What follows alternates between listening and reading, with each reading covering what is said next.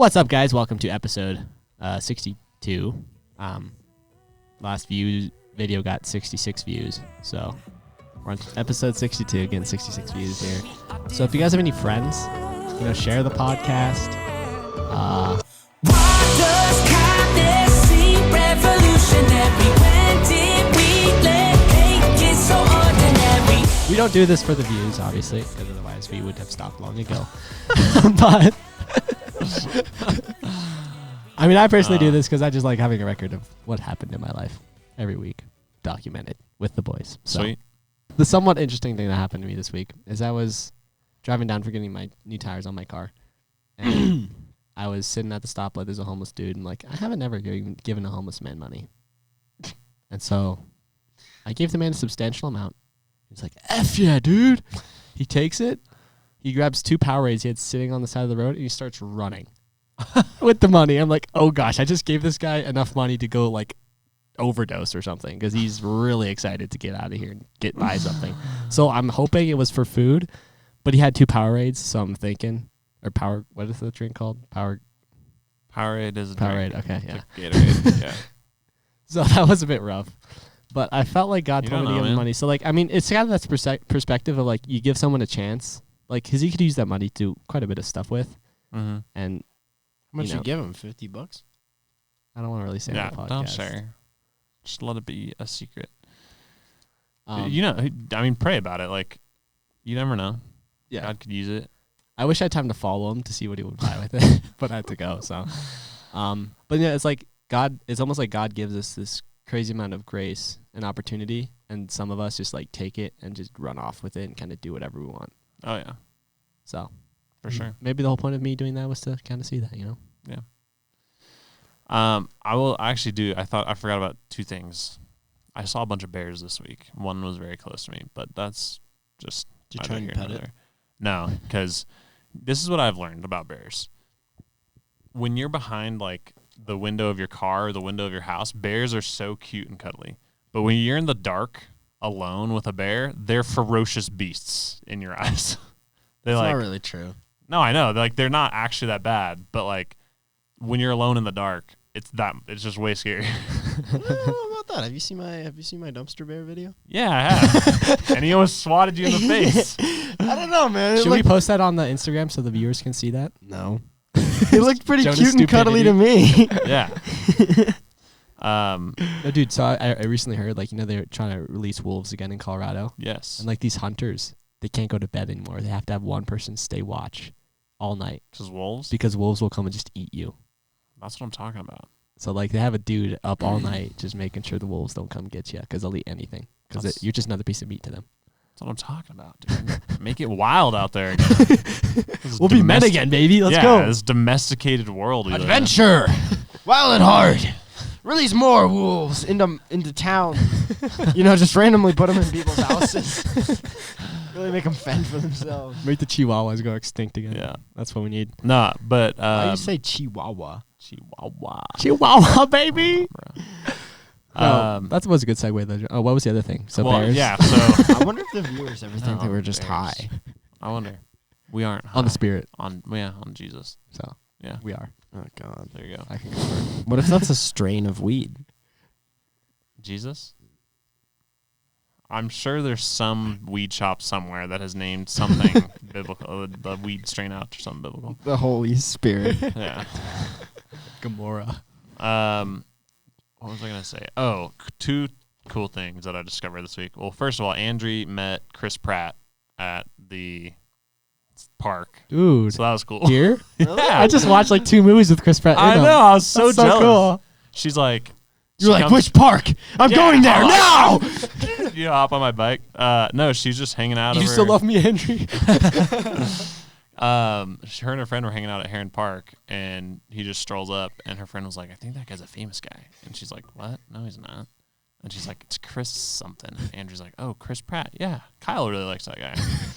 And so then she was just chatting it up with him because he has a kid that's Knightley's age. So they're playing on the park together.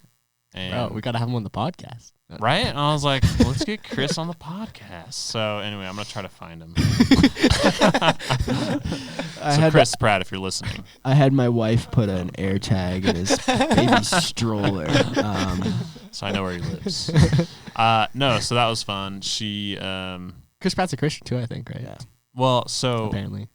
yeah, it's he has said some things about. I think what he said is he believes in God and that God has like an awesome plan for your life. But now, whether or not that means he's a Christian is up to you. I just want to give the viewers context. Your favorite podcasters are struggling with a substantial buzzing in our ears. It's really annoying. So Yeah. if you ever hear me just sigh in annoyance, it's not because Kyle is continually rambling on again and again and again. It's because there's like a little fly in my ear and it's invisible and I can't swat it. And we spent like 20 minutes trying to figure it out what it Yeah. was. Didn't work. So More like 2 minutes, but yeah. no, it's 20. Okay. And Well- then, go ahead. How was the reading this week? Chapter 2. What do y'all think? Did y'all hear anything crazy or? It's wordy. There's a lot of stuff that I like in it. I do think that it kind of like reiterates a little bit It does, yeah. what was said in the first one because he's kind of setting the stage in this chapter. So the first part was like, where do we come from? And then brave heart indeed. The one that I liked the most was a battle to fight. Mm. Because I'm like, when I think of battle, I'm thinking like, blood flying around, all that kind of stuff. But then I was scrolling through TikTok and I heard some preacher. He was like, so they made a movie of this, but there's this guy and he worked an everyday normal job, doing taxes for people or whatever it was. And one day he was taken aside in a side room and he was given a task by the FBI to be an undercover, spy essentially. And so this man, he was told to do the same stuff he had been doing, right, for the past few years. But now he had a new purpose. Now this job was so much more exciting because of this like assignment he'd be given. So he would do all the same things, but he had like a new sense of passion in him. And then that just compares with our lives. Like, we do a lot of seemingly very boring, warfare like things every day, but when we realize that there's like every day we have a mission to be like undercover spies, essentially, kind of like, and like we have a mission beyond just like, let's say you work at an ice cream store and just serving ice cream, like you have a mission to like, save people essentially. So Thanks, Luke. That really inspired me. Yeah, that was like a Joe? direct gelato shot. scoops after podcast today at work. are you working today? I don't know. Mm. Maybe, perhaps. Well, if you do, you've been inspired. Now Yeah. you have a secret mission. Yep. That's I like that story. I mean, Yeah. it's true that like that is exactly what it is. Like God makes this calling, or puts this calling on our lives, so it's like the same life we're living, but with a different emphasis. Mm-hmm. Like the job almost doesn't matter anymore. It's what Yeah. other things happen in that job. I love that he mentions like how dude, this buzzing is bad. Just how he talks about you like throw a man out in the woods and like that just being in nature, like God's creation should instill you to understand like the adventurous heart of God. Yeah. Like just being out in nature, which is so true. Mm-hmm. I don't know, man. Me personally, I love walking around in Walmart. Yeah, I know that's a lie. That's Satan's territory. Yeah, Satan created the sterile land, straight corners of Walmart.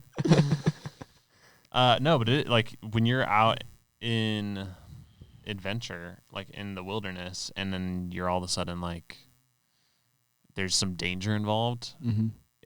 Usually, the moment you escape from the danger, you're like, "That was awesome." Yeah, adrenaline. Yeah, No, but yeah, you see like waterfalls and waves, and there's just like an energy to it all that like invokes and inspires like adventure and almost understanding in a way too. Like it's just like No, that's why so many people love. I really am addicted to that feeling of like danger. Yeah, Because like you can do something the safe way, but what's the fun in that? exactly. It's like we were canyoning and I could clip into a rope. I was like, nah. I'm just gonna hold on to the rope. And then I almost died. I was like, yes. Seriously. Yeah. Sick. I watched a video the other day of like the humpback whale jumping out of the water like right next to this boat, and like it almost hits the boat. So just huge wave just splashes on the top of these people watching this whale, and like they turn around after getting hit by this wave, and like all of them just have huge smiles on their faces. Yeah. And I'm like, you were this close to dying, and you were so excited, and so it just embodies that. Yeah. truth. That humpback whale is like a foot over, and that tail slaps the boat. Oh yeah, just broken neck. That is on my bucket drowned. list one day to be like scuba diving or just like snorkeling next to this huge fish. Yes. We should do that together as a group. That'd be so fun. I want to go diving with whale sharks. Yeah. Because that would be so cool to me. Because then that's like that's that feeling too, right? You're so Yeah. small and there's something so massive there that God created. That was something so Yeah. cool too. We were in Mexico and we just had this like little canoe. It was a raging storm outside. It wasn't a raging storm, but it was really windy, so the waves were huge. It was just me, Luke, and That's so Dawson, and like the water was really shallow because the reef went on for like a mile outside, and it was like really sharp and stuff. So every time you flipped, you'd get cut. I have scars. Like this one's from that, and then this one too. Anyway. And the boat would just go away. But And you'd the have to boat like would just run go after away. the boat. And then like you can't really run like swim after the boat because like every stroke you make you're like getting cut again. So you like have to stay with the boat. And then like these huge swells would come and the boat would tip and we'd all be like, yeah, and we'd like paddle right. You and Dawson or were just whatever. being battered and like just having to It hold was on to this so one rock. much fun, dude. And then yeah, one time the boat flew away. Luke was like, "I'm gonna go get it, guys," and he goes after the boat, and me and Dawson are just hanging onto this one rock. Yeah, luckily And the I had shoes on, so I could run on the rocks. Me and Dawson were barefoot, and the water just kept slamming us in the face.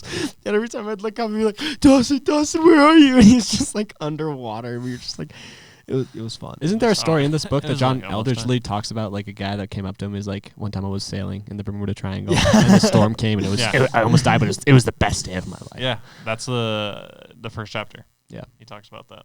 Yeah, It's like some 60-year-old yeah. judge, I think, Yeah. in their homemade boat. Yeah. And he's like, it was the greatest time of my life. Yeah. Kyle, do you remember a time where you maybe almost died? Oh my goodness. There's been so many times where I've almost died. A lot of them are from stupid things. A lot of them are from fun things. I mean, there's been so many times where I've been trying to break my own speed records on my snowboard and crashed. Dude. And you're going 60 miles an hour and you crash and you're like, I'm gonna just hit a tree. Like, Yeah. And you don't even know which way is up. Feeling of Because tumbling You're motion. just like just flying down the hill. With a snowboard, it's probably even scarier because like Your feet are these attached aren't even together. coming off. It's Oh, like, yeah. if I snap. No, on like something, on a ski, like once your skis pop off, you're kind of just like limp body, like sliding down the ice. But on a snowboard, like you just keep tumbling, like it never stops until you stop.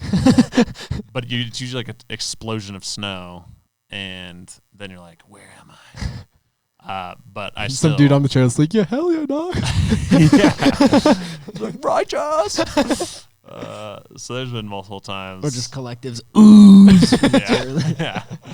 Yeah. I mean, hitting jumps too. Like Jonah, there's been times, hitting booters on buttermilk where you're flying through the air, and I'm like, dude, I'm going to die. Like, It is that feeling of being in control, but also not. yeah, That is so addictive. for sure. Where it's like, you feel alive, and also, yeah, because you feel alive because there's danger. Dude, in a I sense. remember we had this go-kart. I don't even know where that thing is anymore. That was That thing, oh no, that was dangerous. Like, I have multiple stories on that thing. I sucked at driving. I remember you almost seeing like a car coming down the road. Oh yeah. I You can't see, if Dude, you're in a car, you cannot see it. they were tiny. Yeah. I remember I was driving that thing one time. I was like 9 or 8 or something. I don't know. I didn't know how to like completely turn it. We didn't have like a big enough like loop to turn it around. And this thing sucked so bad that if you came to a complete stop, the engine would stall. And the only way to turn it back on was to get out of the go-kart and like start the engine again and then get back in it. Except when running. the engine started, the wheels started turning, so it would go forward. And so it was like always in first gear. Yeah.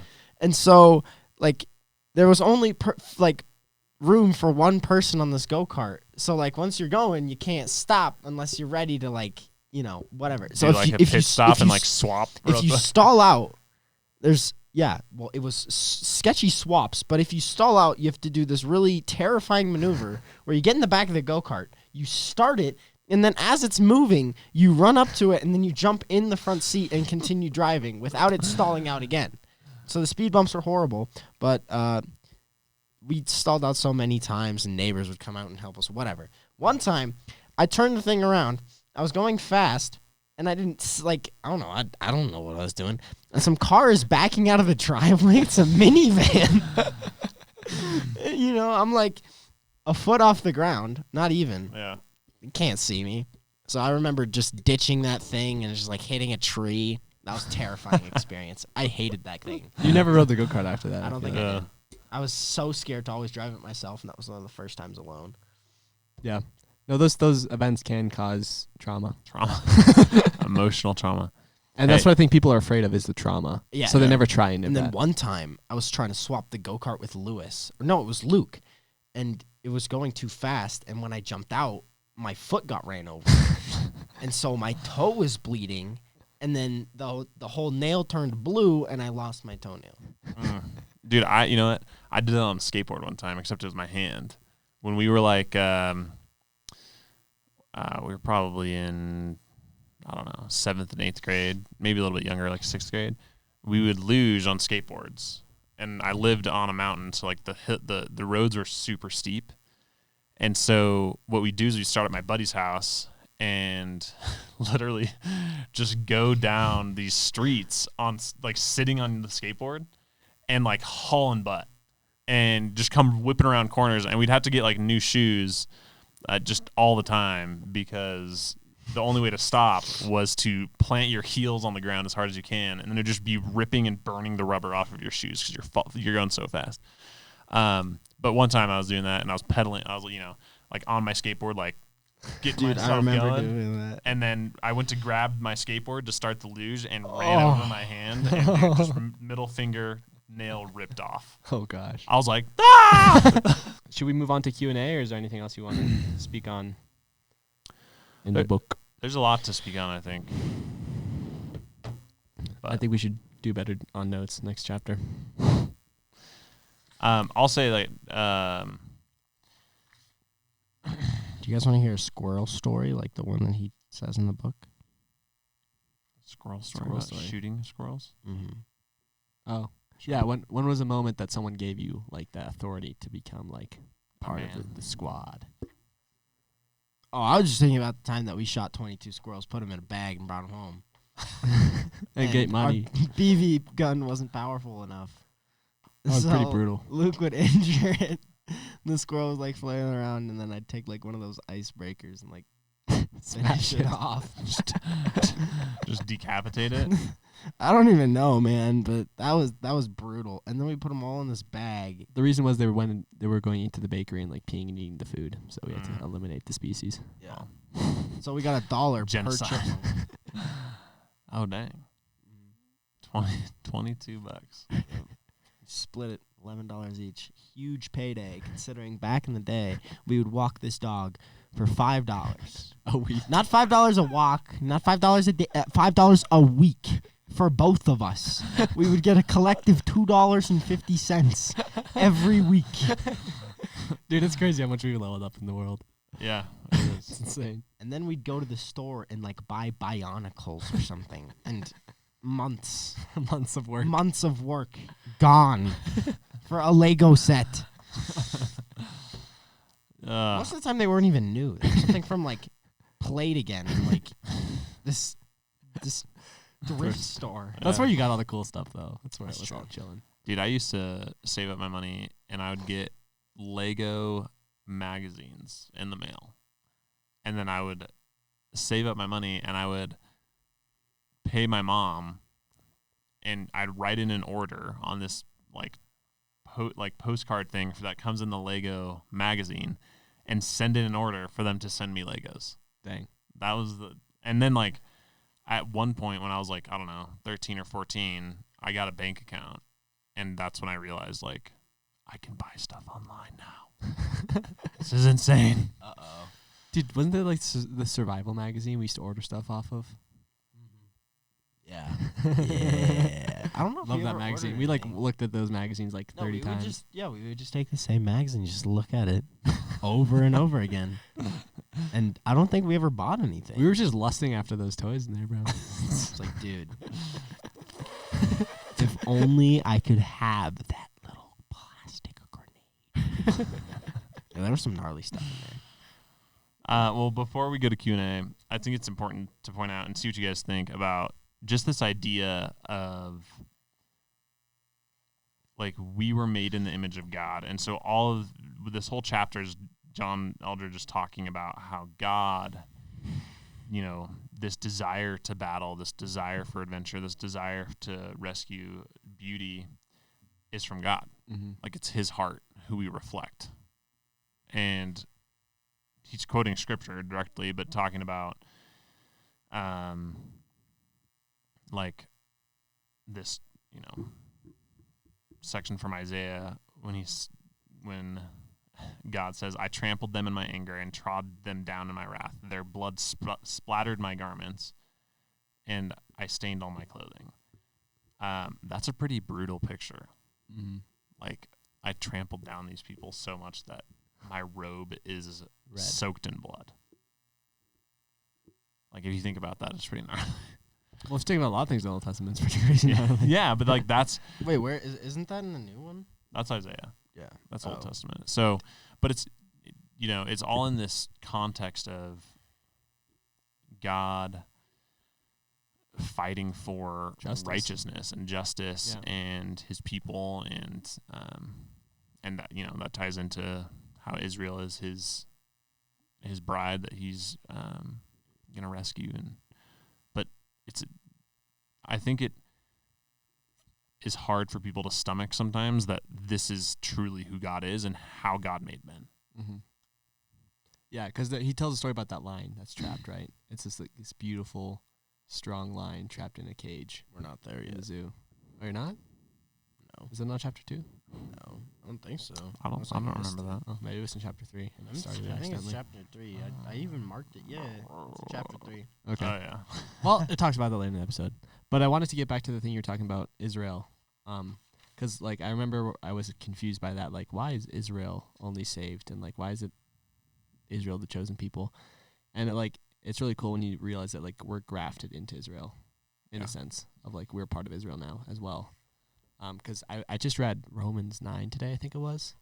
Let me pull that up again because it talked about that, actually. Yeah, anybody can be, because God did come to save Oh, Romans 11.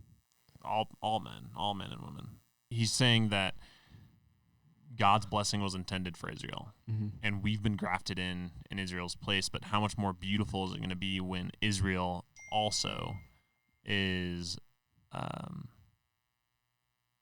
part of it? When they come into that and are brought back into their redemption within Christ, then it's like even more beautiful than just us being grafted in. Yeah. It's the wholeness of the gospel and the wholeness of the body of Christ, essentially. Do you think that was God's plan from the beginning for that to eventually happen, or was it changed almost? Like, that's always the hard part for me to understand. Like, does God's plan change because things happen on Earth? Or? I don't think so. I think that was his plan from the beginning. Like, he chose the Israelites, but he knew that he was going to save all of humanity. Mm-hmm. And that's what's crazy is, like, we look back at the Bible and all this stuff, and we're like, oh, like, well, did God change because of that? And now we're living in this time where we're like, well, is God going to do this, or is God going to do that? And it's like, he already sees it. Like, he knows what's going to happen, and he has a plan, and we're just a little piece of it. Mm-hmm. He knows who's going to win the 2060 election. Yeah. If there is 2016 Jesus. It's Jesus for president. Well, let's hop into some Q&A. Tariq, hey, do you guys think You getting mean Q&A because we only have one. Yeah. Yeah. Not Q's and A's, just Q and A. Do you think that getting a piercing or tattoos is a sin? Not only do you guys not come up with more questions, they're the same question. No, I'm just kidding. We've answered this question before. No. Simple answer, no. Except maybe piercings. Like, no, I'm just kidding. I think it falls in the same category as tattoos. Okay, well, so a lot of people get this idea from Part of the old covenant, broskies. yeah. So Leviticus 19:28 specifically says, "Ye shall not make any cuttings in your flesh for the dead, nor print any tattoo or markings upon you. I am the Lord." And so, I mean, this commandment, among many others, which included some silly things that we would consider silly, that was meant for the Israelites. I'm pretty sure parts of this is specifically talking about like when they would go to battle and kill someone, they would like mark their bodies with the bodies they'd taken, Well, it's also which was a pagan practice. yeah. And so God was like, I don't want you to be part of that. Like essentially, I don't want you to be part of the worldly culture around you. I want you to be set apart and different. And so I think we're still called to that today. But in a sense, it does look different from the old covenant. So I'd Yeah. love to hear your thoughts on that, Kyle. So the way that I always look at the Old Testament is like, do I have to follow that to a T? No, because Jesus fulfilled the law, and so that I'm no longer bound by the law. And with that, like, I have one of my best friends, Brian, got tattoos after, like, while being a Christian. Like, it wasn't, you see a lot of people who are covered in tattoos, and they're like, yeah, I got these tattoos before I was a Christian, and then I, like, changed my life. And, like, no, Yeah. he has been a Christian for a long time, and then he got tattoos. So, do I think that it's a sin? Not necessarily. Why not?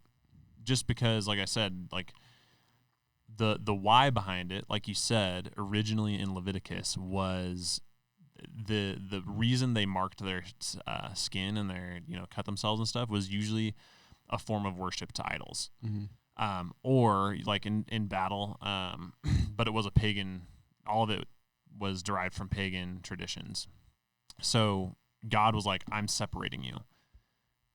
Now, obviously, in today's society, it doesn't have the same Effect. background to it, doesn't have the same implications. But at the same time, like, I choose not to get tattoos because I want to be set apart. And so... And because you don't put bumper stickers on a Bentley. That's right, baby.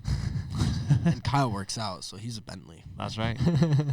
But that's so, it's a personal decision. I do think that, like, for me, I'm going to do all that I can to set myself apart in today's society. Yeah. And if, like,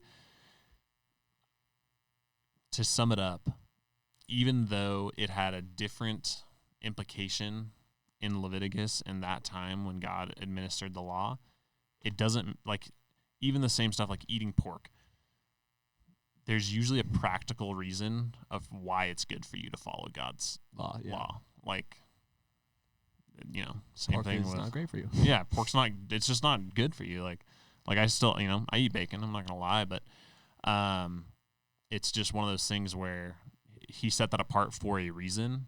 And so even though it's hard sometimes to see what it is, I'm like, all right, that's easy. That's an easy one for me to follow, I think. Yeah. So, and you can't take it to extremes, like become Amish and like not have anything, right? And then I mean, I kind of want to a little bit. Sometimes. it would be kind of cool, but like I like my car. Jesus Sorry, says I we don't are want no we are force part of feedback. this world, but not of it, or we're in this world, but not of it. Yeah. So like you can't, if you make yourself look super different, then people can't. We've talked about this, but like relate to you at all. Yeah. And so to be able to have a conversation with someone, you have to relate in some sort of way. Well, and this also, And I'm not saying Amish people can't relate with people, but like it's a little harder. So on that, when we were flying back from Switzerland, and this isn't even Amish, there was this family of like Jewish people, and like, not 4. There was literally probably It was a squad, bro. 30 of them. I don't know if it was just a big family, like big mommy and dad, and they had lots of kids, or if it was like multiple. generations. But that was a lot. And my family, I think, got to sit together. I was the one that sat alone. And so of course I get sit next to these two like little Jewish kids. I didn't even speak to them the whole flight because I was just so taken aback by their culture. It was like, it wasn't scary, but it was just strange to see because they had like, they don't shave the sides of their heads, so Their they had little like curls. they had the little curls and they had like the whole thing. And the first thing this like 14-year-old boy does when he sits down next to me is he turns off his TV, like his screen. And then like the mandatory safety flight video comes up and he's just like tapping it like panicked. He's just like, he wants it off. I was like, damn. And like the entire flight he was like reading the Torah, and then after that when he was done, I guess he got to enjoy some like leisure time, and he got a little magazine, and they read it from left to right or from right to left. Really? So yeah, like the front of the magazine was like the back of the magazine to me. I was like, why is this kid reading it upside down? It was really strange. And I'm like, I'm not saying it's like a bad thing at all. I just found it really interesting. It's kind of inspiring in a sense. Yeah, it was just like, Yeah, wow, kids like, these I will people not. do not care whatsoever.